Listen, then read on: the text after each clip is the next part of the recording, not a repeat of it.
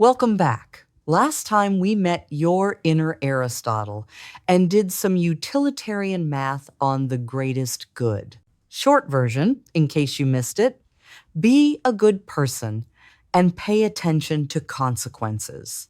Today, we're adding 6 more tools to the kit, and at least one of them is going to make you argue with me. Let's go. Think of Kant's ethics like the ultimate if your friend jumped off a bridge argument, but for grown-ups. His first big idea? Every thinking person deserves dignity and respect. No exceptions, no VIP list. We're all equal and deserve the same rights.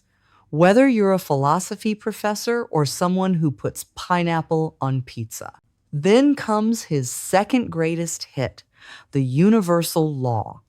Basically, before you do anything, ask yourself, what if everyone did this?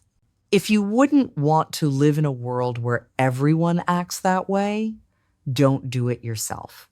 No lying, no cheating, no cutting the coffee line, period. Simple enough, right? Well, until your friend excitedly shows up in their new polka dot jumpsuit, beaming like a proud Pikachu, asking, "How do I look?" Suddenly, Kant's absolute moral rules start feeling about as comfortable as that jumpsuit probably is. This is what philosophers call the universal law. Now, it sounds like the golden rule, treat others how you'd want to be treated, but Kant would want me to tell you his version is stricter. The golden rule is about what you would want. The universal law is about what everyone could do. In Kant's world, there's no wiggle room, no it depends, no but. This time, it's different. You do the right thing because it's your duty, even if that means telling your friend they look like they raided a Pokemon character's closet. Maybe that's why Kant wasn't known for his thriving social life. Then there's the ethics of care approach, which is like that friend who always remembers your birthday and asks how your mom's surgery went. It's all about relationships, emotions, and context. Instead of following rigid rules, care ethics says we should focus on maintaining connections and responding to others' needs. This approach recognizes the interconnectedness of all of us. Think less universal moral law and more what would Leslie Knope of Parks and Recreation do?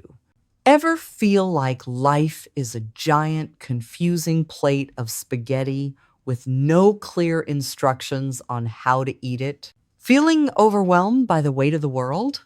Welcome to existentialism, where you get to figure out your own meaning in life. Yep, it's all on you.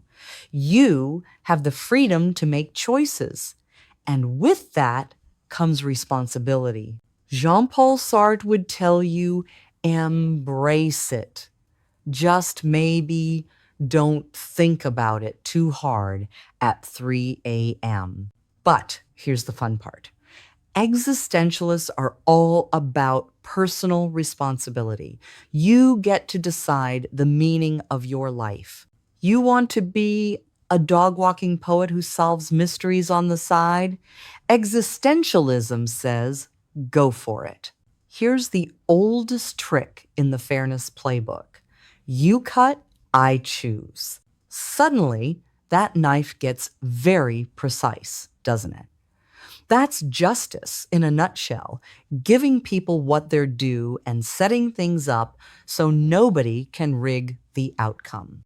Aristotle put it this way: equals should be treated equally and unequals unequally, which sounds harsh until you realize it's why we give the person with the broken leg the parking spot near the door. And then there's John Rawls, who had a brilliant idea. Imagine designing the rules of society before you know who you'll be in it. rich or poor, healthy or sick, born anywhere at all. He called it the veil of ignorance.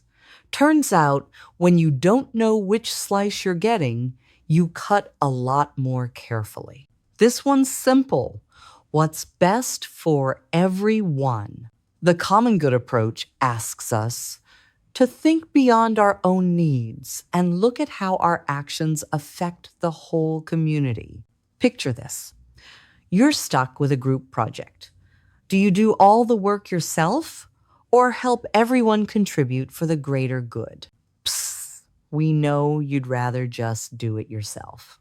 In a world of individualism, the common good approach reminds us that sometimes it's about being a good teammate. Even if your teammates think proofreading means watching Netflix while you work. Ever feel like just looking out for yourself? That's where the egoism approach comes in. It's all about maximizing your own happiness, even if it means others might not get what they want. The tricky part? If everyone acted this way, society might get a little chaotic. So maybe sprinkle a bit of altruism in there, just for balance. So, how do you make ethical decisions? Do you follow Aristotle's virtues, maximize happiness like a consequentialist, or stick to your duty like Kant? Maybe you lead with care and tend the relationships right in front of you. Maybe you ask what's fair or what serves the common good. Maybe you dive into existentialism and choose your own meaning.